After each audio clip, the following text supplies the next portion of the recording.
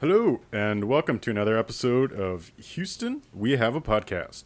On today's episode, we will be talking about the famed actor Nicolas Kim Coppola. I did not know he was a Coppola until we started doing this episode. Judging by everyone's faces, none of us knew either. Known better as Nicolas Cage. So, I don't know. I'm sorry. I'm going right into this, but, like, if you're an actor, like, he's actually the nephew of Francis Ford Coppola, director of Godfather, cousin of Sofia Coppola, who's a famed director, and also cousin of Jason Schwartzman, who's also another really good actor. Jason Schwartzman? Yes, he's also in this family as well. From Scott Pilgrim vs. the World? Yes. Jason? Well, also from a lot better what an movies. Obscure reference Yeah. for Jason Schwartzman. From Rushmore. Sorry, that's like one of my favorite movies. It's a great one, but... Anyway, so we are talking about Nicolas Cage and his career here on today's episode. And having us as guests, joining us as guests today, we have Ben, who has been on a few episodes before. Hello. Our Apocalypse episode, Star Wars episode, and I believe one other. Oh, when we talked about the films of Luc Besson and Yes. Yeah! The big, video episode. Yes, the video episode where I found out that I dance. Oh, in a weird way. It's okay, no one watched it on YouTube, so okay. no one saw you dancing. I told people about it, and they declined. And joining us for the first time is Shadoe. So welcome to the show. Thank you for having me. And as we do for our guests who are here for the first time, we ask you to introduce yourselves to our audience by giving a character and a movie that represents you as a person. What do you have for us? I'm going to go classic for both of these. Not classic, but like classic for us. So the first one I'm going to say is the character Kat from 10 Things I Hate About You. I really identified with her as a child, and I have rewatched the movie recently, and I would still fall for Heath Ledger singing in a second, even though I put up a lot of walls, and I think this guy gets it. Who plays Kat? Pardon? Who's the actress for that? Julia Stiles. Okay. And then for movie, Rocky Horror Picture Show. It still really speaks to me. I love it. I love it every time I watch it. I have the soundtrack in my head for a couple weeks after. I've dressed up as different characters from the musical more than once. So yeah, I love it, and I think the remake wasn't terrible. It was actually kind of fun. But Tim Curry as Dr. Frankenfurter will always be one of my more obscure sexual crushes, but now it's out there for everyone. So. It's out there for the 10 people who will listen to this, let's be fair. Nice. But anyway, thanks for coming. We're great to have you on the show. Before we get started, jumping into the Nicolas Cage segments, we just want to do a quick something we've seen recently that we want to talk about. So who wants to go first? Something you've seen recently? I'll go first. So recently, and this is a fun movie. I quite enjoy it. I watched for maybe the fourth or fifth time the movie The Green Hornet. Now, this is a movie that has been pretty slammed in a lot of popular culture, as well as the people that made the movie themselves. I don't know what it says about me, but when I downloaded it off of Netflix so that I could watch it when I was on my phone in transit or places where I wouldn't have access to Wi-Fi, I got a notification that I had reached the limit of number of times I could download that onto my device, and this was the last time until September 9th. So I'm stuck until September 9th. I can't download it again. But that's how often I've seen the movie The Green Hornet that I'm finding out that you can only download it so many times. I don't know. It's a fun movie, and I feel like they made it so that you could watch it in 10-minute spurts on your phone. Yeah. It gets a lot of hate, but I don't know why. I actually don't mind it. And you don't like Seth Rogen at all. No, I don't mind Seth Rogen. I like him. You've made fun of him multiple times on this podcast. I made fun of his laugh, but that's Oh, that's fair. Do you think they're going to have his laugh on the TTC? Oh, definitely. They definitely do. I actually kind of heard it really? while I was on the subway the other day. Yeah, I was like, ha, ha, ha, ha, ha. It was there. It was on the subway Is it because you were platform. listening to The Green Hornet, No, though? absolutely not. Okay. No. All right. No, I was trying to watch Knowing with Nicolas Cage at the time. And Seth Rogen's laugh interrupted that. That's worth making fun of. The doors opened at bay, and all I heard was, people, people leave their backpacks on the seat. That's like terrible. I said Seth some Rogen. Cookie Monster in there. I know. It's bad. For our American audiences that are listening, which is the majority of our audiences, Actually, it's true. Yeah. Oh yeah, okay. Seth Rogen is doing the some, what would you call them, public service announcements for the Toronto Transit, so the subways, and probably not streetcars as well, I'm assuming. He calls out the stations Specifically, and stuff. specifically Subway. Okay. So he's doing that for Toronto and Vancouver, so we will be all enjoying Seth Rogen a lot more in the future here in Toronto. Or maybe less for people that don't like him. Perhaps. Yeah. Okay, what else? I'll go next. Sure. If you don't mind. I watched The Bar on Netflix last night. It's a Spanish movie about like a group of people that are in a bar, obviously, and then as one or two people walk out and they get shot immediately. So the rest of the movie is them just trying to figure out like they're just dealing with this tragedy together, and it's like about human nature. I think I felt like was one of the themes, and it's just pretty interesting. Like it has to do it's like because of a disease, like quarantine type deal. But it's like I said, it's mostly focused on like how these people are like dealing with each other and how like they turn on each other and stuff. So is it like a horror? It's I wouldn't say it's a horror. It's like a thriller. That sounds like the alternate middle of From Dusk Till Dawn. No, it's I would not relate it to From Dusk Till Dawn. Okay, fair enough. The only similarity is that they're in a bar. So there was a movie a couple years ago that I think was Spanish as well called Veronica, where it was like a girl who was at a bar and then like slowly they go into like a bit of a not crime spree, but a crime spree happens around them. But it's all single shot the entire movie, so you really feel like you're there. And it's like, I kind of want to look that up to see if it's the same director because it sounds very similar. No, maybe. I wouldn't know. I don't know any of the people that were in the movie or the director. I just thought it was pretty interesting. It was like it wasn't great, but I think it's a cool watch if you're interested in that whole like human nature, like when things go bad, who turns on each other and stuff like that kind of thing. I gotta watch that. Sorry. Sorry, how did you get inspired to watch it? Did someone tell you about it? Did you just read it? So while I'm at work, I watch these YouTube lists of like top 10 of like stuff on Netflix, stuff like that, and then it was on there. And for some reason, that was one of the only movies that I remembered from the list. And I was like, oh, it's on Netflix. I'll watch it. Sweet. Yeah, sure. I'll go. So I recently watched the movie I, Tonya. It's been recently added to Netflix, I would say in the last 6 weeks or so. And I never saw it in theaters. I did want to, but I have just not gone to the theater in a while. Yeah, it was really, really cool. Allison Janney, I mean, she did win awards for it, so of course she did a good job. But I mean, it was just, everyone did this really cool thing. Something that was really interesting in the movie that I've now been kind of thinking about ever since is Tonya Harding's character, and I would believe this to be true for Tonya Harding herself, only could skate when she was angry. Like if she felt supported and like well loved, like she did a crap skate. But if she was told like, you like hillbilly, you're never gonna make it, you're never gonna be good, she would be really, really good and she'd be like stellar. This is something I struggle with in my own life. When people tell me, oh yeah, you can do it, you'd be great, I crumble. And as soon as someone's like, oh no, I really don't think you can do that, I'm there, I'm ready, I'm prepared.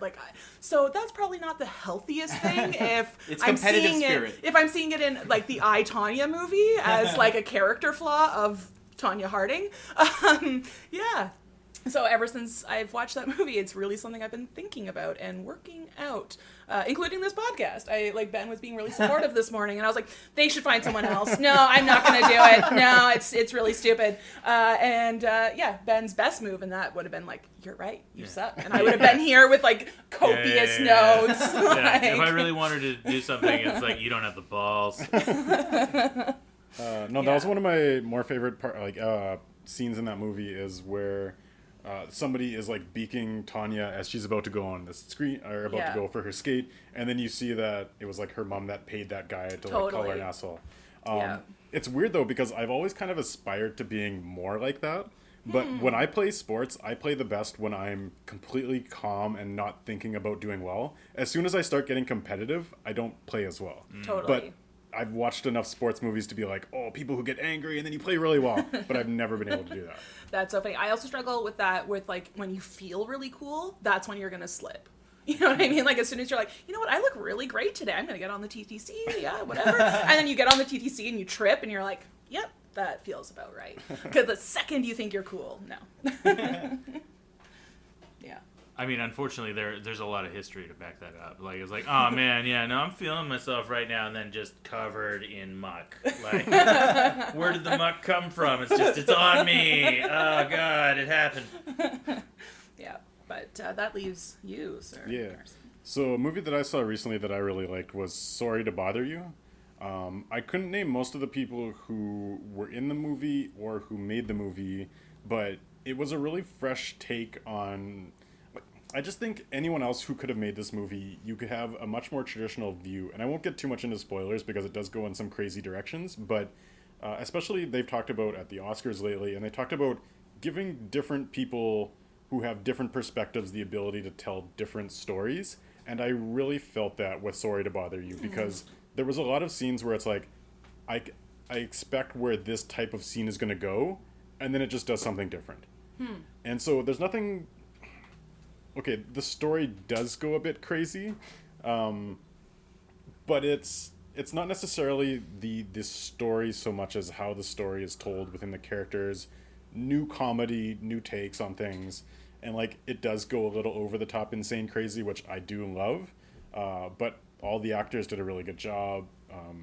Armie Hammer, I would say, is one person who I really hated a few years ago, and now Why? I'm really liking. Because of Lone Ranger? Yeah? That's a good reason to hate him. Although you should just hate Johnny Depp. Yeah, I mean, I don't blame Armie Hammer for that one. I'm rooting for him, actually. I think I like hated Armie Hammer a lot. I think I hated him because of how good of an actor he was in The Social Network. So good. For Winklevoss. For the same reason that a lot of people hate the guy who played Joffrey in Game of Thrones. It's like, he did that job really well, and you hate him because you're supposed to. Yeah. But anyway, he did a really good job in Sorry to Bother You as well. Cool. Isn't Danny Glover in that? Yes. Glover? I originally... Glover? Was that... Sorry. I thought it was Danny like Glover Clover, but and with a Donald G. Glover. No, it's Glover. Huh? Donald I Glover. thought it was Glover for both of them. Oh, no. I thought it was Glover. Glover was the house in Game of Thrones. Oh, wow. The Glover... I don't The know. O. Okay. The O House is Glover and contentious here. House Umber. Okay. I think we got to We'll Never mind. report back Yeah. on this later in the Yeah. episode. Yes. Okay. Glover. Important. I thought it was Glover for everybody. I've never heard of Glover. So we will jump now right into the main treat of the episode, which is Nicolas Cage. So I'm going to go on a bit of a philosophy to start the segment off. You guys can comment as you will. I was looking up on Nicolas Cage's career on IMDb. I've seen many of his movies, but it's a lot of out of order because a lot of his stuff coming in the 80s and 90s when I wouldn't have been watching many of those types of movies. But I found some distinct trends, like 5 main points in his career where he came, like in the beginning, it was like he's a goofball, Raising Arizona, Vampire's Kiss, just over the top eccentric type guy, getting his feet in the industry. And then he goes into like an action period with Con Air, Face Off type movies. He goes a bit more serious with kind of Lord of War, adaptation, where he got, I don't remember if he won the Oscar for that or not. I don't and think he did. And then he goes into like insane, crazy Nick Cage, where we mostly hear about most of his like Ghost Rider, Knowing, Next, Left Behind, bad movie Nick Cage, which bad movies, but he's really entertaining. And then I would consider his most recent years to be his renaissance, where he's doing a lot of B movies on Netflix that are terrible. But he's also doing some movies like Dog Eat Dog, Mom and Dad, Dying of the Light, where it's like some really, I think he's found his niche. And so it's kind of interesting to see how his career has progressed over those years, is like, look at all these different ranges he's played with his particular style, but kind of like following those throughout his career. So that said, where do you guys lie in terms of what type of Nick Cage do you really enjoy? So I feel like the Nick Cage I grew up with was the action Nick Cage, you know? like Con Air Nick Cage, Snake Eyes Nick Cage, 8mm Nick Cage, Face Off Nick Cage. I love Face Off Nick Cage. I love it so much. I think it's just the perfect, like, there's one moment in there, and I'm sure you guys have seen it when, like, researching for this, even if you haven't seen the movie, where, like, he has to prove that he's he's Castor Troy, which is just such a wonderful name. He's proving it to his brother. He's got to prove to to his Castor brother. Troy's brother. Yeah, to I think his name is like Pranix or something, or Parnix. Pollux. Pollux. Pollux Troy. Pollux Troy. Again, just the names we've grown up with. So he's really quick fun fact: Hunger Games. There's two characters in Hunger Games, like one of the later ones. Yeah. That are named Castor and Pollux. That's hilarious. That is so good. I love that so much. An homage to I hope they're Face Off. crazy. No, they don't speak. No? Oh my god, that's too bad. But like that one moment in prison where like, and that's supposed to be like John Travolta's character inside of him, and he's got to prove that it's him and he's still bad, so he gives just the perfect Nick Cage face, like you know, like just really big smile and like wild-eyed, like it's like he's making an impersonation of things he's done in the past. Essentially, it's like Nick Cage doing an impression of John Travolta doing an impression of Nick Cage. Yes, Yeah. absolutely. Like, what would someone think that I would do with my face, and then I'm gonna do that And he with does my it. face, and he does it, and you believe it. Like, I totally bought in. Like, even today, as an adult, like 20 years later, I still struggle with the fact that they didn't actually swap bodies. Like, at no point did John Travolta step inside of Nick Cage and then come out through his own face. Like, it didn't happen. Those are just two actors. Yeah. But they did it so well that I'm like, I buy this. Wow, the surgery is insane. It's so insane. So Body swaps are awesome. One of my favorites of those examples is Joseph Gordon-Levitt pretending to be Bruce Willis in Looper. Yes. Totally. Also Which great. one would you say is better?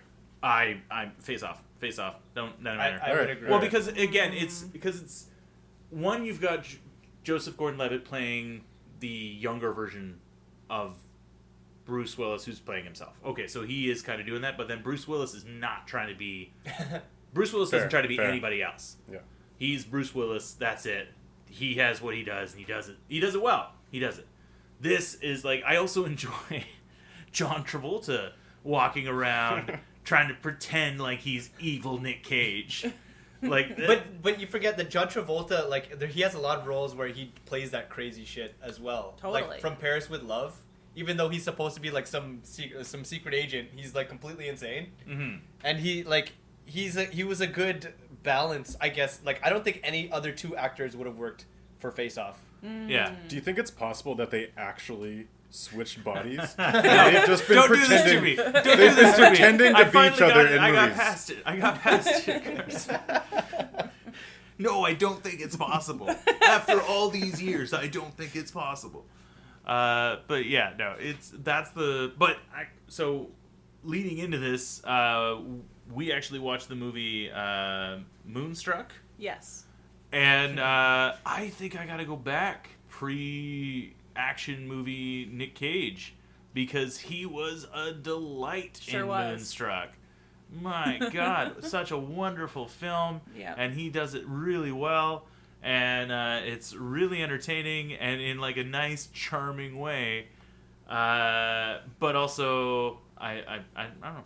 This is a hard left turn from like Nicolas Cage being insane and But like. okay, No, so but we were talking before, and you were talking about this movie called Moonstruck, which was charming. Charming. And then before this, so at work today, we were watching YouTube clips of Nick Cage, and there was one clip from a movie where he's repeatedly saying, "Get me the knife, I'm gonna cut my throat." Totally. And it turns out this is the same movie It's the that's same movie. charming. Yeah. It's the same It is, movie. actually. It's great, yeah, because that's.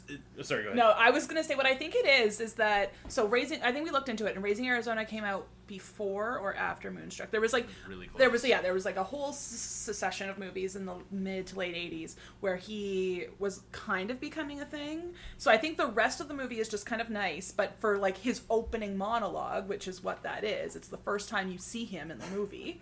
they were like, okay, you get to do your Cage thing just for for this part, Just okay? rip it. Just get it, and then that'll establish that Yeah. you're kooky, and then we'll walk that back the rest of the movie. Totally, they do walk it back pretty nicely. And Yeah. like, he even has like a crazy thing where he's like seducing Cher, and he's like, oh yeah, take, like, I don't care, bring me to your bed, like all this other stuff. And it's still like a little crazy, but it would be a little crazy if it was any other actor. But with Nicolas Cage, it's like, okay. He wouldn't have been known as like Nick Cage at this point, right? No, exactly. So it it's would like have they just weren't been like, building up. oh, we got Nick Cage for this role, we got to give him his thing. It's just like this actor did his thing. This was Shadow brought this up. Like, it feels like people figured out really early that he was a great monologist.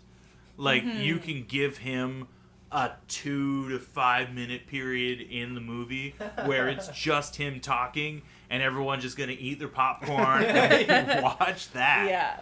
It's not watching like a train wreck, but it's like, No, you're watching someone that's clearly having a good time at work and is good at what they do, and it's really good. Like, yeah, no, I went into Moonstruck thinking, okay, well, my mom recommended this, so I don't know.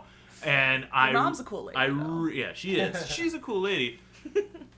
I really enjoyed. I would recommend watching this movie. It's a good movie. Is there any actor out there that's better at chewing the scenery than Nick Cage? chewing the scenery. I've never heard that. Right. Well, it's like you really just explore. I would almost say like a Christopher Walken, maybe. Yeah, so it's basically like you're using as much of your time on screen as possible to just do as much as possible. Like they say, cross the the scene, and it's like that walk is the most interesting thing happening at that point. It's just in time. like let him go. Yep. And Yeah. Just yum, yum, yum, yum, yum, man. he's just taking up all of the space. I'm trying to think of a modern actor that could like compare, and I can't think of anyone. Like. Well, it's almost like it's not like people are asked to do it. That's true too. Like, Like it feels people like, ad lib and they like improvise, but not to the extent of like. Okay, so what about Jim Carrey? Oh shit. If you want like chew in the scenery guy, like Would you also throw fuck, what's his name? The guy who did the genie. Robin Williams. Robin Williams. Robin Williams. Yes. Okay, Yeah. That's a very different type of chewing the scenery. Yeah. True, very true. Although I would say Robin Williams would be separate from those two, like, or Jim. It's weird. They're all very different. I right? feel like Jim Carrey is probably the closest to be on par with Nicolas Cage, but I guess maybe he was held back by all of his directors because like Nick Cage when he does it just do it and go and don't like, get in his way. But Jim Carrey, Oh god! Oh no! That is intense. Is that Andy McDowell? Sorry, we have a TV in the background here that's playing Nick Cage clips, and it got very gratuitous. Oh yeah, It's still going. it's like a very aggressive sex scene. But Oh, even and like he's from watching YouTube? it though. Yeah, it's on YouTube. Wait a So, second, this is those two not guys, the that's movie still- 8mm. that's still 10, 20 years ago. It's like, is there anyone this day who's been let off the leash in that regard? And it's like, I don't know, maybe it is the directors. Like, maybe no one's able... Like, no one has that brand where a director will let them do that. But I guess it's also the movies that he signs on to, right? Like, because what I was going to say about Jim Carrey is that he does that, you can see it, and, like, it's mostly in the bloopers. Like, it's stuff that gets cut out or it's bloopers. But for Nick Cage, it's the actual movie where he's doing this shit. That's a good point, though. Like, does he sign on for bad movies and then escalates them to the point where they become cult classics? Or he signs on to bad movies because he can do whatever he wants. But, like, a movie like Face Off, or like The Rock, or think about any of his really major roles, like, if you replace that with any other actor, do we know about those movies? That's I think Face Off we would have, because like John Woo directed it, and it's a really interesting concept, and like John Travolta's in it. Like It's a solid action movie aside from Nick Cage.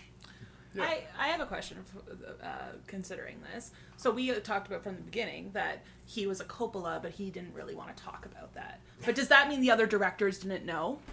You're telling me the no, other no, directors no. don't know that, like, oh, baby Nick is trying to be an actor now, and they're giving him a little bit of extra leeway, and, like, I don't know. But it's like, so if you're in the mindset where you're like, my last name is Coppola, the Coppola last name in Hollywood goes a long way to being a serious, legitimate actor. I'm going to change my name because I don't want to be that. Oh, for sure. But that doesn't mean the knowledge isn't still there among the other directors. Oh, they definitely know for sure. that Right? it's from So, a like, film, they yeah. might have given him more license than other actors at the True, time yeah. and other actors today. But wasn't Sofia Coppola a bad actor? Yeah. Speaking from... But I she's was- not really an think so. actress. She's more of a director. Okay. Like, she's been Yeah. known more. But for she was that. in Godfather 3. The only thing, Yeah. speaking of Godfather 3, I've just heard, like, all these things about how she ruined the movie. I mean, that movie, I like, don't know. there was such high haven't- expectations for I haven't that. seen it. So, Godfather 3 reminds me of The Dark Knight Rises. Oh. It's a good movie, but there was such high expectations that it never would have lived up to what people wanted it to be. Same with Right, Godfather right. 3. You let that much time go by, and you make another movie, it's never going to be what you want it to be. Fair. It's not a bad movie. It's an okay movie, but it's not bad. Okay. Yeah. I just want to say that I've seen the movie Con Air many, many times. Like, I feel like there's a couple movies that I've seen a lot, and Con Air is one of those movies that I could watch at my grandparents' house because there's no nudity and the swearing wasn't too bad. It's a very PG-13 action. Very PG-13, and really, and one of the first films, if not, no, probably not the first film, but it had Dave Chappelle in it. That's In Con something. Air? Yeah, people don't realize that he was the guy. He was Telly. He was the guy that like has the match and sets the First Nations guy on fire. As someone who doesn't remember anything about this movie, that's That's yeah. the First He- Nations guy on fire. Yeah, he sneaks a match and a bit of lighter fluid into the plane by like having a piece of like dental floss tied to his back molar and then swallowing it, and then he pulls it up while he's sitting in his seat. I remember that. And yeah. the way that he was able to do it, because they all check their mouths as they're coming in, is it sounds like he let his breath get really, really, really bad. And so when he goes to, he's like, "Whew," and the guy's like, "Get out of here, your breath smells like shit." And then that's how he snuck it on there. But yeah, I love that movie. I've seen that movie so much. It's ridiculous. The thing I most remember about the movie is there used to be a show on the Discovery Channel called Movie Magic, and they had one episode on how they filmed the plane crash on the Vegas Strip because it was Nice. mainly model based. And so they did like the Awesome. whole, this is how we set up the models, this is how we did the visual effects, this is how we combined it. So it was like beginning to end of how they created that scene in half an hour. That And is I had sick. never seen the movie when I watched that episode, and then I watched the movie afterwards. So my main recollection is the bunny and the plane crash. Go- Sorry. Sorry, I was gonna change completely, go in a different direction. So you Oh can go yeah, first. sorry. Just to finish off the whole action period of Nick Cage, because I do need to talk about this. I went into watching the movie The Rock as an adult with a lot of positivity and a lot of this is the best Michael Bay movie that's ever been. Exact I words think it's to get still- me to I- watch I it. It think it still, still is. might be, but unless you are super into the military and like shots of cool military stuff and San Francisco, I am into San Francisco. I know. That was my There you favorite go. part of the movie. There yeah. it is. but it's slow by today's standards. Yeah. So I also wanted to say that about Gone in 60 Seconds, which was a movie that I really enjoyed as a kid. That scene where he steals Eleanor at the end, I probably watched that like 20 times. Like every time I got a new surround system growing up, or anytime like we reconfigured it, that was my test scene. Nice. I rewatched the whole movie recently. It does not hold up to those expectations. Oh, that's always disappointing. That was Yeah. pretty disappointing. Angelina holds up though, right? No. No, really. Because I think okay, partially the problem is that she has blonde dreads. and that's the that thing is is problematic. my memory of Angelina Jolie in that movie. I was at a particular age where going through puberty, I was at that same age, Carson, and I had boys in my class. and so like I just remember like I don't remember the movie that much, but I'm like Angelina Jolie's super hot in this movie, Right. and I look back on it and I'm like, maybe that's not my type anymore. Right. But it's like everything, and this is, I don't know if it's similar to The Rock, but it's like scenes that I thought were super cool either ended super quick or they weren't as spectacular, and I was just like, oh, I remember that scene, but I thought it was cooler. Yeah, well, I was surprised at the amount of time that you watch people jog. Like, I did not expect that to be a big part of the movie, but, like, a lot of it is watching people jog around to, like, the next thing and then wait for it to happen. And it's a surprising amount of the movie where that's happening. I mean, that's what people do in the military, I suppose. Sure, yeah, for sure. Like, hey, people do jog. I mean, they have to get from place A to place B, but generally they cut that part out of the movie. I don't know. Especially someone like Michael Bay. Yeah. But no, it's all in there. Yeah, I actually would have been fine with him sprinkling a couple more explosions in there instead of, this is Sean Connery jogging away from things. Like, so, Michael Bay, best movie, if it's not, what would be number 2? Transformers, Revenge of the Fallen? No, I'm just kidding. I'm just kidding. You're about to get me very upset. No. I almost would say Bad Boys 2. I knew that was gonna, and I knew it was gonna be number 2. You knew it was gonna be number 2. You knew it was gonna be number 2. Bad Boys 2, man. I don't know. I love that movie. Will Smith and Martin Lawrence kick it off by taking out some drug dealing Klansmen, and then they have how they. Johnny Trapia or something? They have to infiltrate his mansion, and how they do it is they they pretend to be exterminators, and then Martin Lawrence sees one rat pile drive boning another rat, and he's like, they fuck just like us. I remember, yeah. That would be probably my favorite Michael Bay movie. I think this will be controversial, but I would put Pain and Gain. Pain and Gain, No, really? I would definitely 100% Bad Boys 2 over any other Michael Bay movie. Because Yeah. I own it Yeah, on nice. DVD. Absolutely. It's over here on my shelf somewhere. Absolutely. And I've watched it countless times. I had it on DVD as well until I don't have anything else on DVD. It's a great movie. Also, I could be wrong about this, but I think it came in 2 discs Oh, nice. on DVD. Maybe, That's but important. either that Special and features. either that, and I kept watching the second disc because that's when it had the Tapia house raid, the raid in Cuba on the Yeah. mansion. Nice. So I kept watching that part over and over back when I was like, It's classic. So you guys a excited young- for Bad Boys 3? Yeah. No, of Oh, course I am. interesting. Oh. It's not directed by Michael Bay. Wait, what? It's directed by the guy who did Smokin' Aces. Okay. then I'll yes. go. Yeah. Whoa. Yeah, I'm fine with that. I'm fine with that. Was your reticence Michael Bay? My what? Your reluctance to be excited about Bad Boys I mean, 3? I feel like if Michael Bay did Bad Boys 3, it would just be Bad Boys 2, but worse. Okay. Yeah. Interesting. And Here's- especially nowadays, with my taste, it's not it's not just, I don't want just the huge action scene at the end, which Right. which I kept watching when I was 15. Right, yeah. You want... Rogue One. Okay, that's fair. Yeah. No, you know what? I can't say anything to that. Okay, so we cut you off on talking about Action Cage, but you were going to go somewhere Yeah, else. totally. at Yeah, some point. yeah. Let's get back to that. It had to do with, okay, so the time that he did, around the time he did Face Off and, what was that other action movie that he On did? air. Con Air.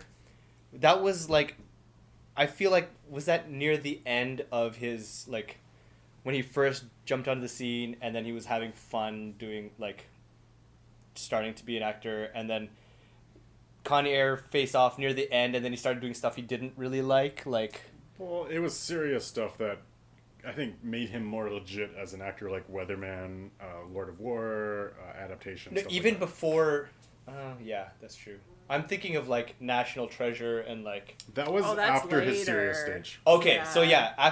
I guess so after the serious stage, but even the serious stage, because what the point I'm trying to make is I think he stopped kind of having fun making the movies because the first little bit he gets to do whatever he wants and he's going crazy and he's I'm sure that's pretty fun to do, and then he's like doing the serious stuff, which I guess like it gives him more credence as an actor, but maybe he didn't enjoy it as much. And he jumped immediately to like Ghost Rider. Yeah, and then goes back. So maybe he went back to Ghost Rider and like that kind of shit to be like, I want to have fun again, but it's not quite like good. And then as a product of that, he didn't have fun, and then he moved to like the weird stuff like Mom and Dad, Dog Eat Dog, the stuff that's coming out now, where he gets to be crazy again. Because like I read something about Mom and Dad when I just watched it, and he was saying like it's the most fun he'd had making a movie in like the last 10 years.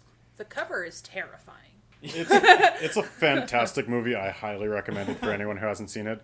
But no, it's a good point that I think he got too reactionary of doing more of the dramatic, serious roles, that he jumped to the dumbest possible things he could have done so he could chew the scenery. And then it took him a while to get through those movies to figure out what his niche really was. And I think Dog Eat Dog, Mom and Dad, like that's where he should be, where it's like he's still doing a bit of a serious role, but his character allows him to go over the top. I think my favorite Nick Cage performance, or like his ideal role, is like Bad Lieutenant. Not my favorite movie of his, but it's like, let him be a little crazy because the character allows it, but he still has some drama. Like he can still do a good, like serious role. So it's like not too crazy, something in the middle. I watched that movie like before I was old enough where I should have, and I didn't understand like why for 2 hours this guy was just going insane. Like, Right. I thought he was a cop. I was like, okay, this is gonna be an action movie. He's gonna like do all these things, like Bad Boys 2, yeah, action movie. He's a cop, take down the bad guys and take down the drug dealers, and then he's like doing all these drugs and like accosting innocent civilians and making the boyfriend's girlfriend have sex with him while he makes him watch. I was like, what's going on? Oh. That's also like, I didn't realize how broad his range was from an accent standpoint until I started looking at clips of his earlier stuff. Like when I was, again, Action Cage. Action Cage. So it was like Midwest or just kind of like a verbose guy, non-specific accent. And then you look at his earlier stuff and it's like, I'm from the valley. Like it's he's got a lot of His different accent options. ranges from accurate to what's going on. Right. Yeah. That's true. So are you guys saying you didn't like any of his like more serious movies, or you just didn't like them as much as his action? No, movies? If I'm talking like them. about just what my favorite movies of that he has been an actor Right, in, for adaptation's clearly the best. Oh yeah. It's his best movie Definitely, that he's been part yeah. of, in my opinion. I've seen the like similar to like you're talking about a movie that you've seen a million times at a grandmother's house. The Family Man. It's like every Christmas it's on. So and it's decent. I don't not like it. Like There's a solid Cage freakout in that one too. Yeah. Surprisingly. yeah, for sure. In the when he's in the department store, he wants to buy the suit. Yeah, he can't. Yeah, but he used to have all the suit. I actually, Yeah. so we're going to be reenacting our own Cage freakout scenes later. I was really looking for one from adaptation because that's my favorite movie of his, but like he doesn't have a Cage freakout in that movie, and that's probably why people don't like that as a Cage movie, even though it's a really good performance. Right. I think one of my favorite performances from him is in Lord of War. Just because not only his own performance, but like I just like that movie. I don't know. I've randomly watched it a lot, like many times, and it's not a typical movie. Like considering what I normally like, it's not something that you would think that I would watch over and over again. But I don't know. He's just really good. Like it as a dramatic performance, and it's not like usually I'd be looking for like a great freak out from him, but it's not this. It's like it's just a good movie, which is like weird for me. So we'll end off this conversation on an analysis of National Treasure. Sorry, that's first not a transition. But it's kind of summing up Cage's career. Like I think National Treasure is a generally competent performance, but it's not a Nick Cage. Like you could put other actors in that role. Like you could put a Tom Hanks in there or something. It would still be an okay movie. So where do you sit on It was National? called Angels and Demons. So like National Treasure, Do you like that movie? Is that a good Nick Cage movie? Where do you evaluate that one as? Haven't seen it. Haven't seen it. Wow. Okay. Sorry. Yeah. It was okay. It's just like you don't need Nick Cage. Yeah. Do you need that movie though? I've heard it be slammed a little bit. The first one was It's okay. fine. Oh, okay. I like it's Oh, fine. okay. It was like Cool. a nice young person's adventure. It's action like the movie. Da Vinci Code, but not so religious, so I didn't hate it Oh, as much. okay. So. Cool. All right. What I Maybe thought give was- it a chance. I thought it was kind of interesting that there's a couple movies like that where it feels like they were getting set up for multiples, and then that's the only one that they really did multiples. Like I was watching I was looking through the Netflix list, and it's like USS something or other. Indianapolis. Indianapolis, and it's I like watched Code that of one. Honor or something. And clearly that title would seem to indicate that it's going to be another one. Same thing with Bad Lieutenant. It's like Bad Lieutenant something something Protocol something. New Orleans, yeah. There you go. And then they just never got around to it.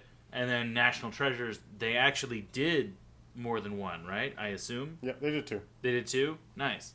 Yeah, but like he's got a couple movies where like it feels like they were queuing up for multiples, and then they were like, "Oh, just that one. That one was probably good." It's kind of like how Disney put a Star Wars story on movies, saying they were going to do a bunch of them, but that's gonna die. No, what? All right, let's end it there. All right. Okay. So we're gonna break this up here for one of our getting to know you segments. We decided that we would play the Newlywed Game, seeing as you two are our second married couple that we've had on as guests. What? You don't say. We were the second. Who's the first? Our previous episode. In our Avengers Deadpool solo review. Oh, Couple. okay, nice. If you guys are listening, you are invited back on at any future episode. We still don't know who you are, but that's cool. It's a good test to see if they're listening. But you're invited. Oh. Sure. Anonymous people. So what we usually do in terms of getting to know you is we ask you 5 movie-related questions. That's just kind of like a rapid fire. So what we decided to do on this one is we gave you the questions to each other ahead of time of what we're going to ask the other person, and we asked you to guess what you think that person will answer. So we are going to rapid fire questions. I just want to hear the answer, and then we will move on. And then at the end of all 5 questions, we will look back at what the other person guessed was your answer. We will start with Ben. Okay. If you could have one movie alien as a friend, which one would you choose? I would choose Chewbacca.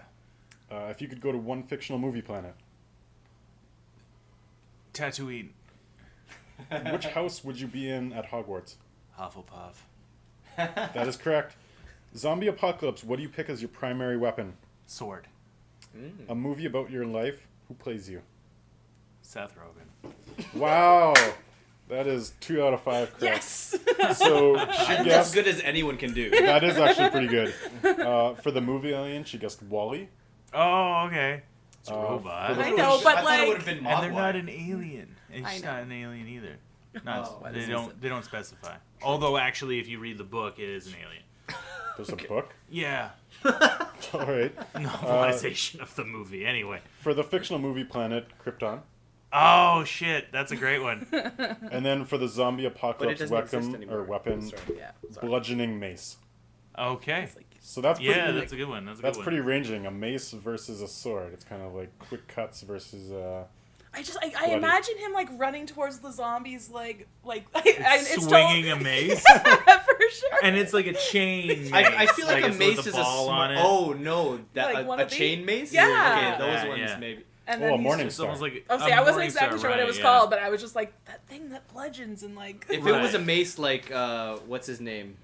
Walking Dead. Lucille. Oh. What's Jeffrey Dean Oh, Morgan's yeah, character? Yeah, I remember. What's his name? Something. Negan. Negan. Yes, the baseball I bat. didn't want to guess. 'Cause I was gonna get that Yeah. wrong. If you got it wrong, that would. Risky. But Seth Rogen was correct. So. Oh yeah. Well, I mean, yeah. And right, that was exactly. before we even brought him up in the podcast. I filled that out. So. Yeah, that's good. That's good. Okay, so Shadow, shit. questions Okay. for you now. All right, I'm ready. One movie alien as a friend. What do you choose? A movie Alien. Those, they don't have names. Oh no. It's already wrong. Yeah, it's already wrong. I don't know. I don't got one. Name an alien. Name any alien. Alf. From a Elf? movie. That's close. From a movie. Was there an Elf movie? No. Wasn't there? Well, for the purposes of this, no. Okay, you have All to pick right. another Okay. E.T. Oh, that's correct. one. We got there eventually. I forced her to pick movie alien. I knew it. One fictional movie planet. I'm gonna say Krypton because I don't know any others. okay. I was also gonna say Earth, but then I don't know. The one from Avatar. I forget Yeah. what it's called. I don't know. All I know is the mineral is unobtainium. Yeah, and the people are Navi. Yeah. Unobtainium. Maybe. Which house from Hogwarts would you be at? I feel like it would be a mix, but that's not allowed. So I guess I'll just say Gryffindor. Oof. Not correct. Interesting. Zombie apocalypse. What weapon are you picking? Gun. No. Movie about your life. Who's playing you? Charlize. Oh. So we had the house. Who's that? You got one. The house was Hufflepuff. You're the Hufflepuff. in Wow. this relationship. You're not both Hufflepuff. Wow. I've only read the first 3 books, and I can tell you that. Offense. I didn't read any of them. Well, then, how do you know? So on the weapon, movies. he picked sword for you. Oh, it's the same. It's a good. Sword or gun. Yeah. Yeah. Okay. Yeah. I feel Sword like or you're just gun? really into swords. Yeah. It's the best one. How? I feel like the Because mace it is does- better. Gun, you're gonna I you're gonna appreciate run that, out of Paula. ammo. Sword, you're gonna be able to cut through someone's head and move on. Bludgeon, you're gonna have difficulty because you're gonna get it stuck in things and you have to No, cave in they're the so head. I feel like like the sword would fragile. get You're stuck just more. like. There You was know? an episode of Mythbusters where they went over this of what would be the most effective. Yeah. It was mass zombie And it was like the attack. bludgeoning one, right? Yeah. Yeah. Oh shoot. Okay. Well, we've both seen it. Yeah, but not the Morning Star. I don't care. I don't care. Okay, no, that one- Bludgeoning Not is still that. in the name. And then a movie about your life, he picked Joy Nash. Oh yeah, that'd be fine. who I'm Joy's not beautiful. familiar with. Joy Nash is a wonderful lady. She has not been in any movies that I know of as of yet. She's had a couple bit parts here and there, but right now she's the star of a new AMC show called Dietland. And it is incredible.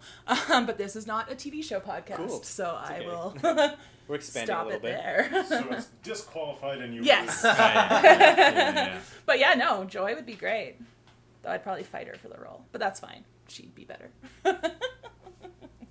All right, thank you for that. Now going into our highlight of the episode, we will now be pitching the perfect Nick Cage movie and role. So I will be judging this segment. Paulo, Ben, and Shadoe, you guys will be pitching your own Nick Cage movie, where presumably Nick Cage is in your lead role, and you have the perfect performance to utilize all of his skill sets. So I forgot to prep this, but in order to figure out who will be going first, we will be playing another edition of Movie Nose. Oh, yes! What? You guys not know about this, but what I have is a series of clips on my phone where somebody from a movie is saying no. And whoever guesses first gets to pick what order they will do their pitch in, either first, second, or third. Mm-hmm. So I will play the clip, and then you will guess. So to give you an idea, I'm going to give an obvious one. This is a sample one, just to give you an idea of how this will go. Hold on. Can't believe you brought this back. I have like 30 of these clips. I'm gonna keep bringing these back. So you have to tell me who says it and what movie it's from. At least enough that I know you know what movie it's from. So try to give me as much detail as possible. So here's an example. If I were to play this clip. Oh, the third of the prequel Star Wars movies, Darth Vader. Yes. Yeah, Revenge of the Sith. Yeah. All right. So you guys all understand? Yes. Okay. You used that. That's why it's the sample. I know, but we can use it. So this first one's a little bit harder. Don't know if you guys are gonna get it. I don't remember how obvious this is. I just have the title of it on here. Crank up the volume. Yeah, sorry, I'll go Maxwell here. So here is first one.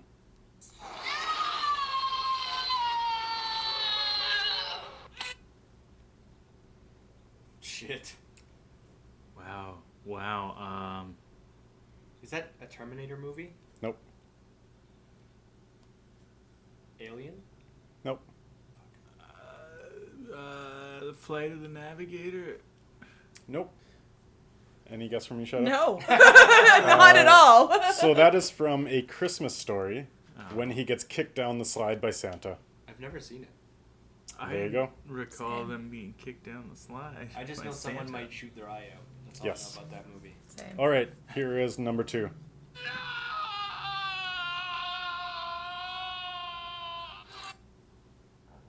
Is that an Austin Powers movie? Nope. I can play this one again. Sure.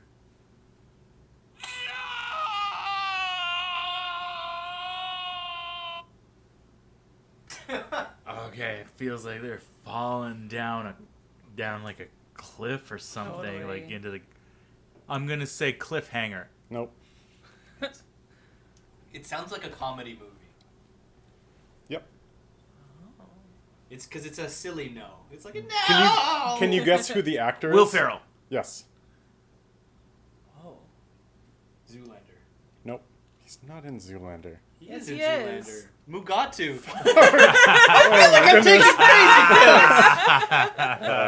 It is a Will It's Ferrell. Will Ferrell. Does any, Jake I'll Land- give, Land of the Screaming? Lost. Oh, anyone who guesses the name of the movie, I'll give it to you. It wasn't that? It wasn't Land of the Lost. Nope. or Kicking and Screaming. Nope. Zoolander. Nope. Step Brothers. Nope. The other guys. Nope. Or is this what we're doing? We're just Old listing Will school. Ferrell movies. Nope. Elf. It's definitely not that one. Legend of Ricky I- Bobby, Talladega Nights. Nope. Anchorman. Yes. Yeah. Ah! It's when his dog gets kicked off the bridge. No. Oh, wow. I So remember you that. get first pick of what order you will do your pitch in. Do you want first, second, or third? I'll go third. All right. Between Surprise. Shadoe and Paulo, let's do this one. Wait, do that again. That's shorter than I thought it was going to be. Sorry, the other one's going to be really hard. I'll give you one guess they've each. been so easy. Yeah. I'll give you one guess each, and then I'm going to move on because that's a tough Okay, one. one more time. I give up. Is that Nicolas Cage? No. No. Karate Kid. One more guess. Okay, it's Brad Pitt when he finds out in Seven that Oh the head is in the box. my Oh god! my! Wow, that's how he says no. Yeah. Yep. Wow, It's that's pretty weird. lackluster. Weird. No, well, there's more no's after that. Isn't Not there? immediately, I think. Okay, here's a little bit of a longer one.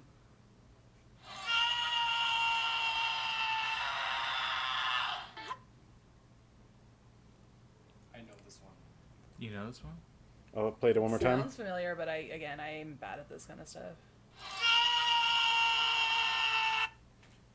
Is this one an Austin Powers movie? Yes, Oh, yeah, it's the steamroller. it's the steamroller scene. Yes. Okay, so Nice do you work. want first or second? I'll go first. Okay. I've been thinking So about this for a Shadoe, while. you're second. Ben, Sounds you're great. third. Yes. We'll give you about 5 to 7 minutes to do your pitch. So take it That's away. a long- I don't need a lot of time. I just want you to think back, everyone. Let's take a journey with me. What have you not seen Nicolas Cage do yet? Batman. No. Well, Romance. that's true, but he has. Yes, Yeah, hasn't he? he's done romantic Oh, movies. yeah, but not recently. Have you seen Nicolas Cage in space? Has he done any movies where he's in space? The answer is no. No! I propose to you, for your consideration, Nicolas Cage is a spaceship captain. It's like later on in the future where faster than light travel is possible. Have you guys ever seen Event Horizon? Yes. Yeah? Okay, it's a terrifying movie. That's why I haven't seen it. I shouldn't have seen it when I did. It scarred me for life, but it was scary. It's kind of along those lines, not 100% haunted spaceship, but like it's like long space travel. Nicolas Cage is your captain of the ship. He has a crew with him, but he starts feeling the effects of like, just being in space and like no sound, and he starts losing his mind a little bit. I think you see where I'm going with this. You get solid potential for a really good Nicolas Cage freak out throughout the whole movie, but like say this space dementia, let's call it, is the disorder that he starts suffering from, and like it makes you like hallucinate, and like you see your like darkest fears and stuff like that. You see like giant spiders crawling through the spaceship halls and stuff like that, and his crew are like, they're just trying to deal with their captain because he's like their authority figure, but he's like going nuts, and they're like, what do we do with this guy? But at the same time, they don't know if they're going nuts because they've got like space, well, some of them, like it's like slow build of like space dementia, and it's just like it's a psychological thriller, if you will, with starring Nicolas Cage, directed by Guillermo del Toro, because I think he'll get some really good like creature, like scary creature shit. Nice. Like with the hallucinations and stuff. Right. His supporting I didn't want to cast the supporting actors because I would just cheat and pick all the best actors. I'm gonna need those. You're gonna need them? Yeah. Okay. Okay, I'll try and even it out. I want okay, let's say the pilot will be what's his name? He is he's the guy from Black Klansman. Which one? The Driver? the main guy. Or the black guy? The Denzel black guy. Washington's son? Yeah, Denzel Washington's son. Okay. I forget his name. John David Washington. John David Washington. He's the pilot. I want Adam Driver to be kind of like, not to keep taking everyone from Black Klansman, but just because I love Adam Driver, I want him to be kind of like a antagonist a little bit within the sane crew members. He's another guy that can kind of lose his shit really well, so I want him as part of like to just throw a wrench into like the crew trying to survive. I want Alison Brie, who is usually like a funny actress, but she's gonna be the main I guess the hero, aside from Nicolas Cage isn't the hero. She's the one from Community, right? Yes. Okay.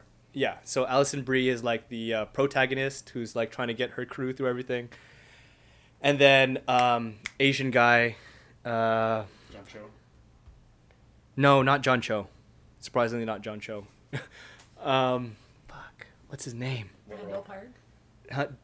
Randall Park. Randall Park? Yeah, yeah, I'll take him. No, wait, I don't know. I'm just trying. I hadn't casted this. Oh, I see. Sorry, my bad. At the risk of taking like too many comedic actors, I'll take Randall Park, but he's gonna play a completely straight, serious Okay. role. And he's like the no nonsense engineer.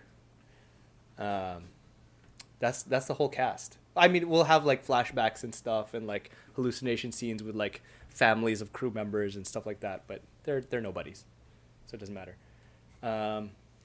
And you just see a really solid devolution. Is that how you say it? De-evolution. De-evolution into madness, while this space travel crew is trying to make it to another galaxy. Nice. Solid. So, 2 questions for this. Yes. Hit me. So you look at a movie where it's like the de-evolution of a person like Taxi Driver, we can at least sympathize with it a little bit. So through the eyes of Nicolas Cage's character, Yes. what is causing, like what path is he going down? And then, so second question, which you all are going to have, so you should start preparing. If I Google a YouTube clip of this after and I look at Nick Cage's greatest scenes, what scene from this movie is going to be on that clip reel? Okay. So the question 1, it's a bit of a cliche, but he's gonna be the captain that like lost crew members, and he's like trying to this expedition is like a one-way trip. So he's kind of been punished, but at the same time he's like given this opportunity. Like it could go really great, but at the same time you're probably gonna die because we don't know what's gonna happen. So he's like given this opportunity. So he's like wrestling with like the losing of his crew. And this opportunity of like, okay, I'm gonna like make things better. But at the same time he's going crazy, so he doesn't know what to do. So that's like his journey or his struggle in this movie. And then the main, I think there's gonna be one like real point where he snapped. Like it's a slow slow descent into madness, but there's gonna be one exact point where he relives like his crew, his previous crew like dying in like a space accident that was his fault, and then it's gonna be like a flashback scene, and then hard cut to him just like screaming at the top of his lungs and just losing his mind in his captain's quarters and like bashing things and stuff like that, while Alison Brie walks in, and then he's facing the wall, she walks in, and then he turns and he gives her like the vampire's kiss look, like the "you don't say." That is gonna be our that's trailer worthy right there. That face is gonna be in the trailer. All right, Ben, Shadoe, do you have any holes to poke into this? Do you have any questions for this? I feel like to a degree it's like a Nicolas Cage if you were to expand on the movie Moon. A little bit, add more people. Again, very much like I appreciate the descent into madness, and I feel like Nicolas Cage is uniquely suited for that kind of descent. I thought a little closer to have you ever seen Sunshine? Yeah. With Cillian Murphy? I have not. It's about like Great this movie. Yeah, the space crew is trying to like restart the sun because the sun is dying. But then there's this whole thing about like if you look at the sun, like it just drives you mad. Cool. And then I have to say, one of the things I was thinking most while you were explaining it was the third Hobbit movie. third Hobbit. Oh, okay. With what's Thorin? Where the dwarf goes like treasure crazy. Yeah. I mean, yeah, that's that something like that too. I didn't mean that in a positive way, but I mean, I think it's better than that personally, which was my next point. all right. Any last comments on this? I think it's great, actually. I think I would actually We're watch supposed to this be movie. Thank you, I Shadow. don't care. I think I would watch this movie. This is like my dream movie. Like I think this is my favorite pitch of anything I've pitched in the podcast. Yeah, and I'm kind of mad that you were so happy to go first now. Like a little bit angry.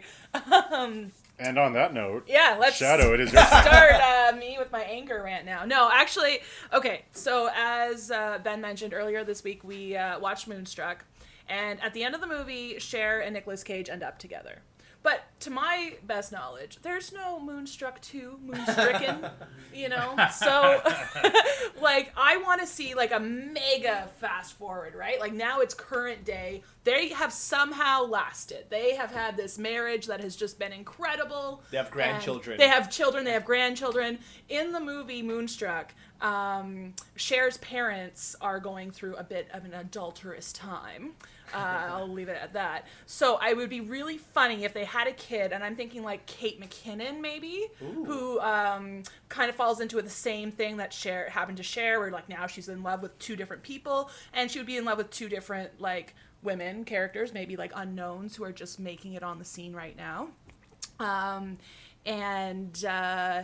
Then like that's when all of a sudden like they kind of start reevaluating their marriage and start thinking about like, well, we've really put in some good years, and then they both start like trying to like date as well as their daughter dating, and all of them are dating, and they're all like running into each other at different places, and like they're all trying to have their own private lives, but like everyone kind of knows that everyone's doing different things, and it would all be like interlocking and fun and just kind of like a weird like most, I don't know about longest, but like the biggest gap between like a movie and its sequel in a really long time. Maybe Blade Runner. Right. And to answer your question about like best like freak out moment, I would love to see Nicolas Cage like figuring out Tinder. And like not knowing, no, I didn't want to swipe right. I don't like, why do we swipe? And like just freaking out about like how hard it is, and how like all he had to do to win over Cher was yell at her at his bakery. So yeah, I think that's something I would like to see based on my very quick thinking. I have a question. So I have two questions before Yeah. Paulo and Ben Okay, jump go in. Great. My two questions, because you answered one of mine. Yeah. What does Nick Cage's Tinder profile look like? Oh. And then my second question. Answer that while I Okay, remember sure. my second question. It's going to be like one of those ones where he's heard it somewhere that you're not actually supposed to be a person, and he'll like make it like a piece of bread and like try to like get likes that way. And it's like, if she likes this piece of bread, she'll like me. He goes back to his old bakery for the Yeah, for the profile. totally. Yeah, for sure. Yeah, so it's not a real profile. Like, he's trying to like catfish, but in like a very upfront catfishing, not like a more handsome person. Just being like, yeah. Okay, cool. Clearly, I don't use Tinder, so thanks, babe. I love you. Well, you shouldn't. We have no idea how you would use it. Clearly. Second question. What makes Nick Cage uniquely good for this role and not any other actor? Okay, so apart from it being like Moonstruck 2, Moonstricken, and he has to be there because he was in Moonstruck, I think it would just be really fun to watch him be like struggling with normalcy, but like weird normalcy, and just see him kind of like freak out about those different things. Honestly, maybe it could be interchangeable. Maybe there could be like a Bruce Willis or a John Travolta in there, but it just... I think Bruce Willis would make it boring. Yeah, it wouldn't be as like quirky. Like, and that's what I would want to see from this movie. Like a lot of quirk. Like Cher would still be in it. Like Cher would be there as like a woman of her own. Like, yeah. So I get the sense of like an independently made family man. Totally. Like, in the future. Yeah. So my question Yeah. is, are you gonna what's it called? CGI age Nick Cage and Cher? No. No? Okay. Like, they're together. Like, it's many years later. It's 30 plus years later already. Okay. So they're gonna be... Oh, since that movie, it Yeah. actually has been. Yeah. It's been like 31 years. But if they're like grandparents, like... So you have a kid, and then they might be grandparents. That would be fun. They were like 40 in the movie. Yeah. that In we were Moonstruck. watching. Yeah. Yeah. Okay.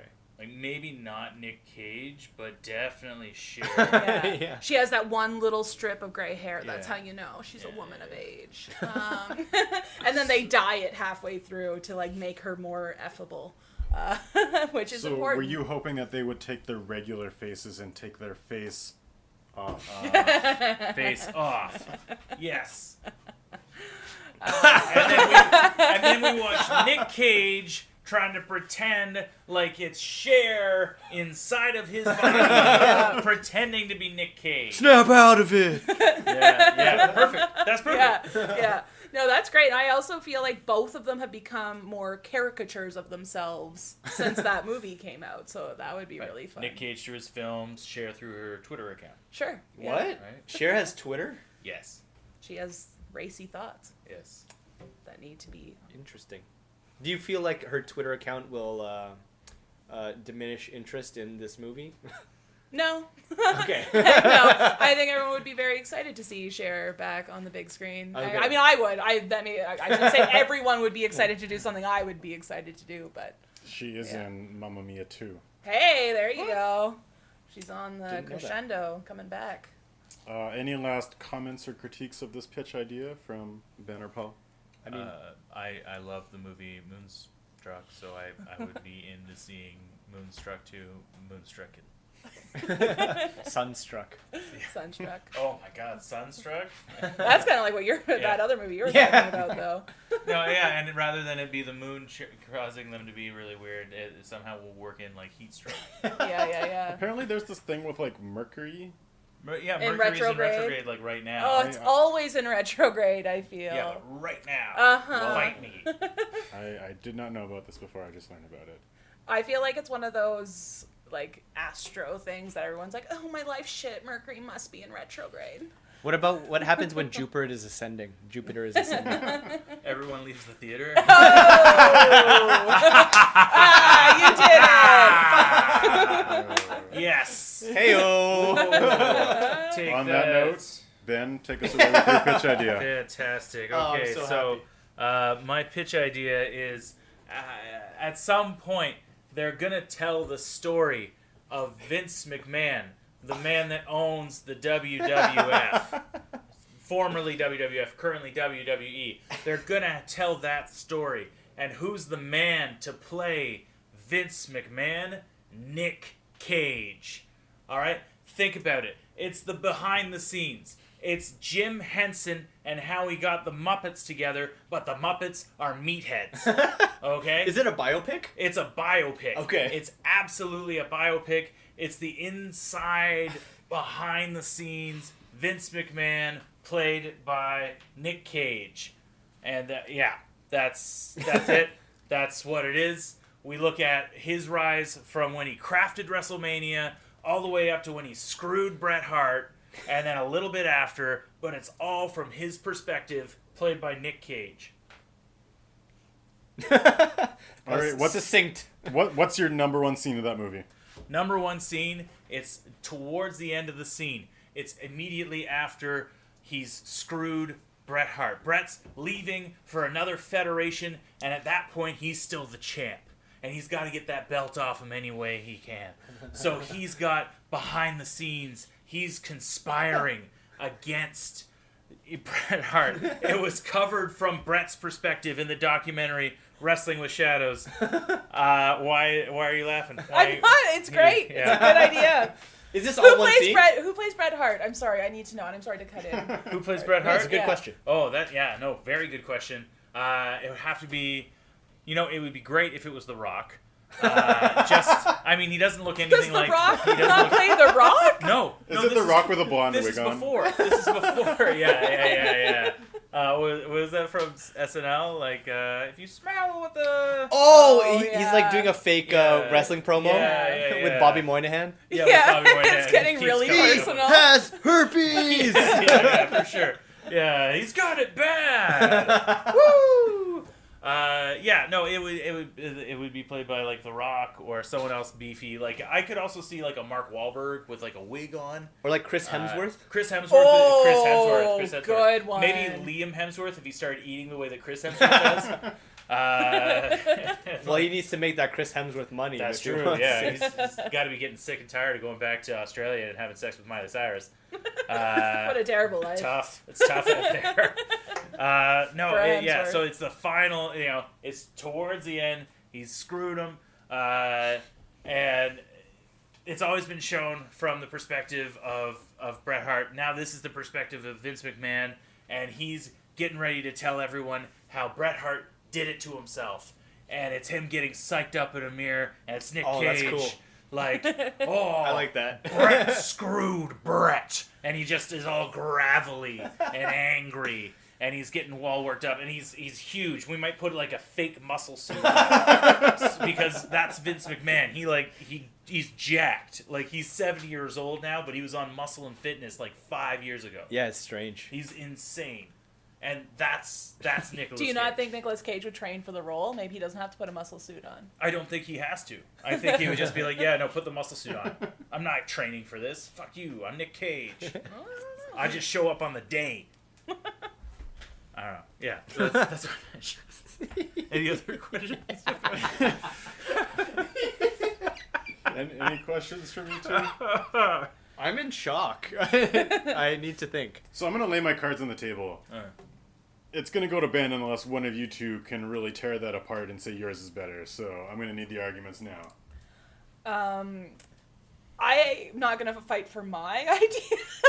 I am gonna fight for Paulo's idea, only because I think Thank a you. space movie would be more universally enjoyed. I see. Oh, no, that... I see. I'm pitching the movie for me. I'm pitching a movie for me. I got it. And I get that too, but I'm just saying that does sound like a very enjoyable movie. I would enjoy watching you watch that movie. I would enjoy watching me watch that movie too. That was my question too. Like along those lines, how do you open this up to non-wrestling fans? Because like Straight Outta Compton had like elements of action and like they had the whole race thing. How do you open this up? So to add on to that, I know nothing about this Bret Hart story.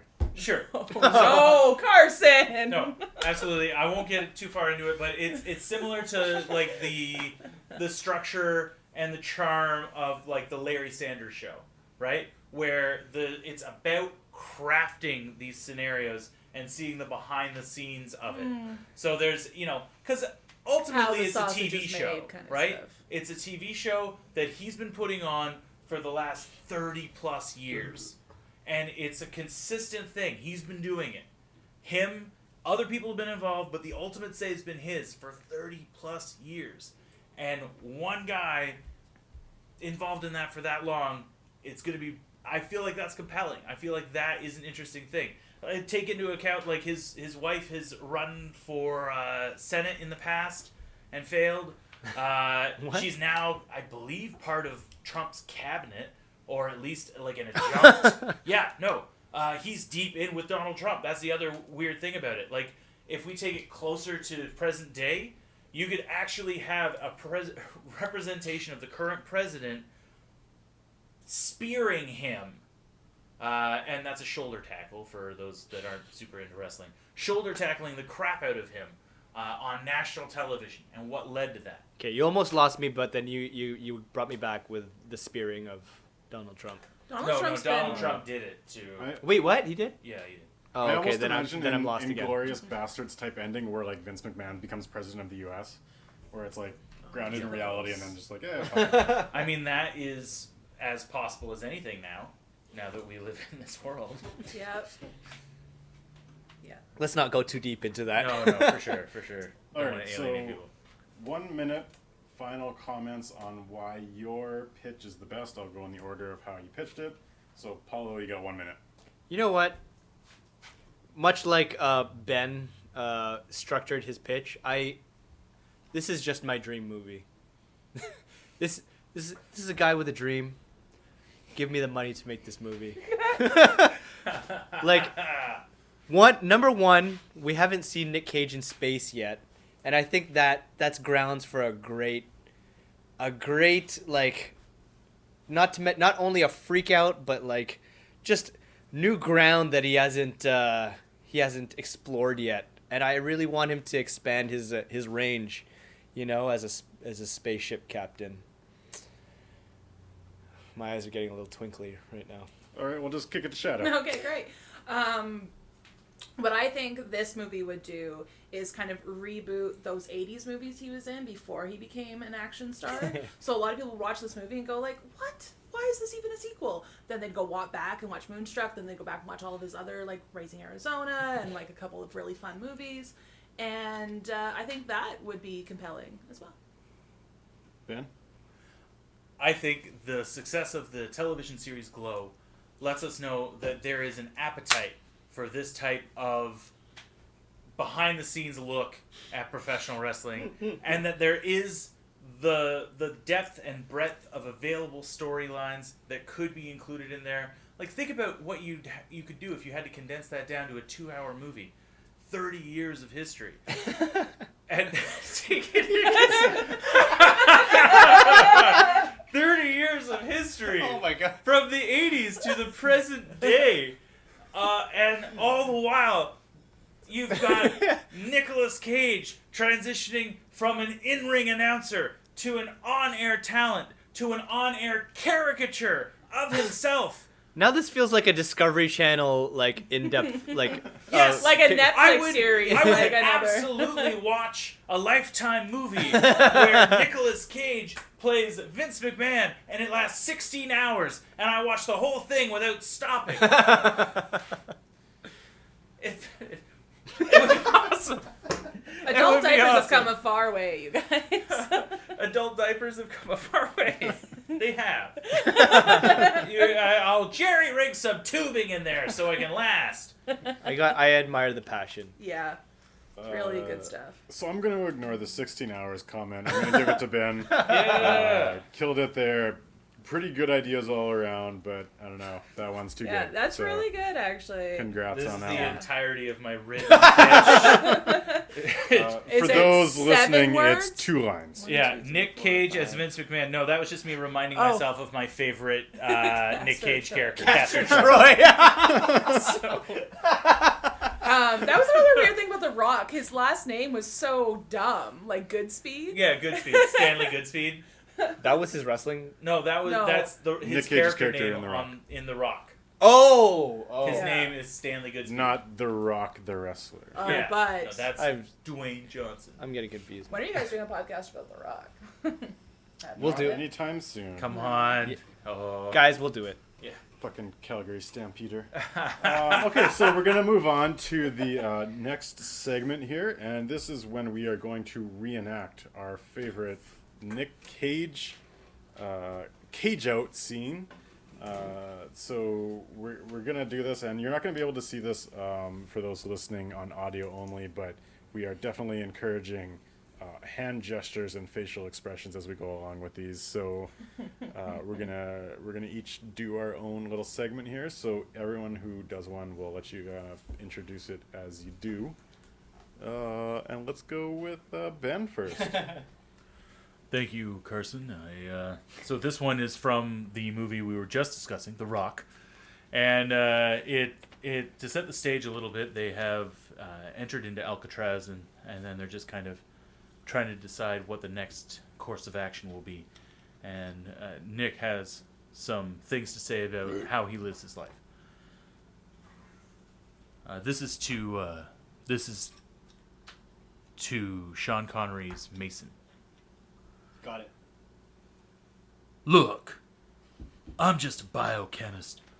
Most of the time, I work in a little glass jar and lead a very uneventful life. I drive a Volvo, a beige one. But what I'm dealing with here is one of the most deadly substances the Earth has ever known. So what say you cut me some freaking slack? Thank you. Nice. Thank you. Yes. Good stuff. Solid. Anyone volunteering to go next? I'll go second because I went second with the first one. Yeah. All right. So, guys, big surprise. I'm going with Moonstruck here. Wow. In this scene, we have been introduced to Nicolas Cage's character, but only by phone. He's been, they've shown the back of him, and he's, supposed to be really sexy, but he's just on the phone. He's a little curt with Cher, and Cher's like, well, then I'm going to come down to the bakery and meet you in person. So Cher's character has recently gotten engaged to Nicolas Cage's, wow, that's hard to say, Nicolas Cage's brother. So now she's at the bakery, and she's basically said hi to Ronnie, which is Nicolas Cage's character, and he just kind of looks at her and kind of looks off to the side and starts, I have no life. My brother Johnny took my life from me, and now he's getting married. He has his, he's getting his, and he wants me to come. What is life? They say bread is life, so I bake bread, and the years go by, and I sweat and I shovel this stinking dough in and out of this hot hole in the wall, and I should be so happy, huh, sweetheart? You want me to come to the wedding of my brother Johnny? Where's my wedding? Chrissy, over there, get me the big knife. I'm gonna cut my throat. And again, this is his first time meeting his, future sister-in-law, which then actually becomes his future wife. Oh, spoiler. Yeah, it's a very aggressive way to meet someone, I would say. And we were having a really good giggle during that whole scenario. It's a very good movie. Again, I Yeah. really recommend the movie. I really want to watch this now. Yeah, for sure. No, I'm shocked that you haven't seen it. You'll love it the most, honestly. Interesting. Do you want to go first? Do you want me? You go first. Okay. I'll go last. So the scene I'm doing is what's most commonly known as the "you don't say" scene for Nicolas Cage. Nice. That's where you see the meme of him doing the facial expression. So I'm gonna try to do the facial expression as I explain this. So Ooh, this okay. is Let me him get seated. talking to his secretary in his office. I've never watched this movie, so I don't know what the Excellent. context of the scene is. I just have seen the scene. What's the movie? Vampire's Kiss. Okay. Okay. Alva, Wow, it's so good. Okay. Sorry. All right. there's no one else in this entire office that I could possibly ask to share such a horrible job. You're the lowest on the totem here, Alva. The lowest. Do you realize that? Every other secretary has been here longer than you, Alva. Everyone. Even if there was someone here who was here just one day longer than you, I wouldn't ask that person to partake in such a miserable job as long as you were around. That's right, Alva. It's a horrible, horrible job, sifting through old contract after old contract. I couldn't think of a more horrible job if I wanted to. And you have to do it. You have to, or I'll fire you. Do you understand? Do you? Good. Oh my god. Oh my Bravo. god. That Yeah. was so good. I actually hurt my neck from not laughing. Oh god. Oh, it's so Not good. laughing on purpose, though. Oh yeah. Like, no, you should like be trying careful. desperately not to laugh so that So we he's could catch choking the audio. himself. I had my hands on my neck. No, What do you that, think about it? That's that so was good. some solid facial Man, expression. people are gonna be bummed out that this one is not video recorded. Yeah. So this next one is definitely going to be on our Instagram story, which will be expired by the time anyone hears this online. Right, But there's definitely going Save to it be. to the highlight reel. It's okay. I took a picture so I can post it on our Instagram. I accurately predicted that your face would be terrifying. It was great. No, I But think no, it was great. very Yeah. close. Very good. Very close. Whew. All right. I also chose my scene from the same movie, Vampire's Kiss, which I have also not seen. We gotta see this movie. It's totally great. You know what? I'm probably gonna watch it. me too. We basically, it was just time constraints that kept us from watching it. I'm renting it. I'm gonna rent it. Like, we're gonna watch it. Yeah. I prefer to give zero context to this because it's just absolutely insane. The accent that he does, I don't understand what it is or what it's supposed to be, but I'll try and replicate it as best I can. And I'm going to employ Ben here to be my psychiatrist in the scene. It's not a monologue. It's a back and forth, if you will. Oh, wow. So, okay, you know what? Let me move over there because Yeah, I'll move too. we both need this. Okay, here It's getting intense here. Also, I should note that when I scream a lot and I've been drinking, I tend to there's a chance I might throw up. Oh god. I thought you were going to say screech. I thought that you maybe knock stuff over. Definitely not throw up. Okay. All right. Let me get out of your way. Shouldn't, if a literary agency makes a copy of every single contract that it makes with a client, and then puts it in a file, in the appropriate file, shouldn't the copy be in that file? It should, right? Yes. Yep. Unless, of course, it's somehow been misfiled. Misfiled? Well, yeah, misfiled. Sometimes somebody puts a document in the wrong file, and it's misfiled. It makes it much harder to find. Who? What do you mean? Who?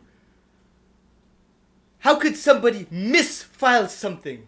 What could be easier? It's all alphabetical. You just put it in the right file.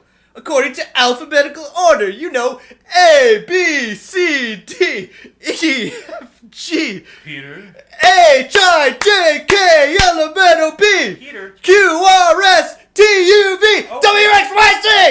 Huh? That's all you have to do! Very good. You know your alphabet. I never misfiled anything! Not once, not one time! I want to know who did! I cannot possibly tell you that. You can't? No, I can't. Huh. And you call yourself a psychiatrist. Scene. Oh man. Good job. This is Good job. intense. Oh, I feel good. That was great. Well, we Really will- spent, like I need to take a break. Good job. Good job. Thank you. Maybe everyone should cage out like once a week. I I think think everyone right. would feel It's real lot better. therapeutic, like- Yeah, that's what I think I'm most jealous of actors. It's not like the rich lifestyle and everything else. It's that you get to act a little bit crazy, and everyone's like, oh, that person, they're just an actor. And imagine Nick Cage. He gets to do that on the regular. Yeah, Totally. You order if he decides to order his like McDonald's orders super wild, everyone's just gonna start applauding, right?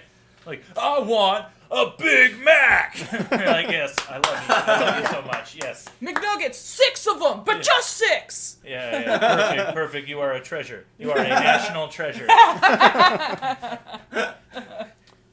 So we will end it off there, and we will end it off as we usually do, as calling out some movies that we're looking forward to coming out.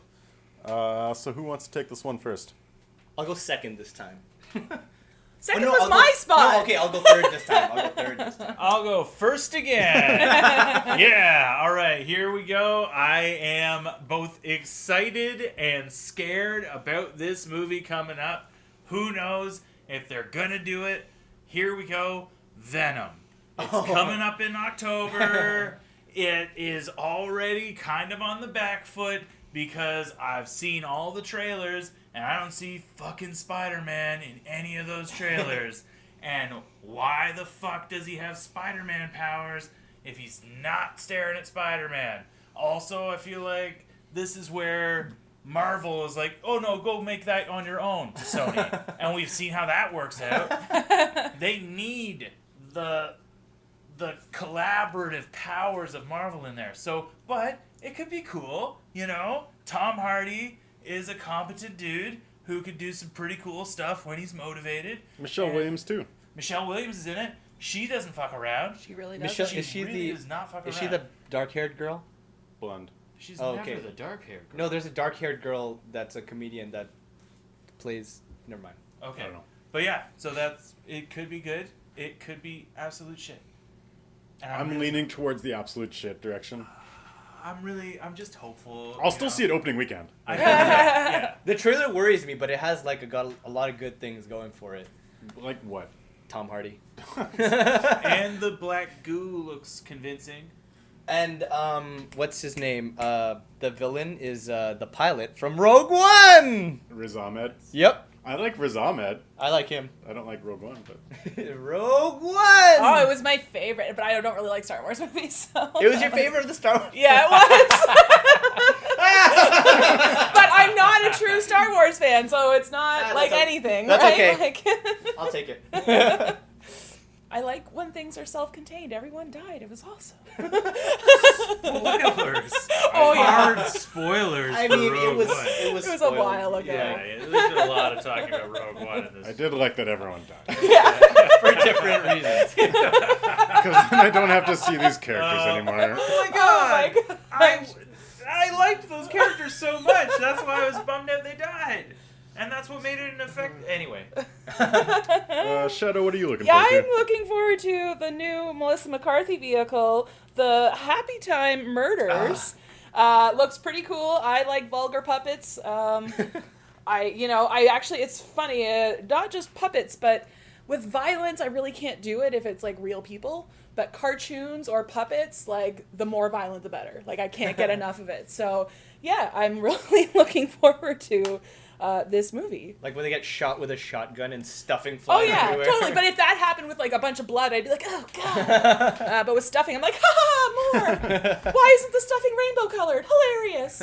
And meanwhile, they're like, I'm dying. And she's like, Or the spraying of silly string everywhere. Yeah. For those that have seen the R-rated trailer, you should check it out.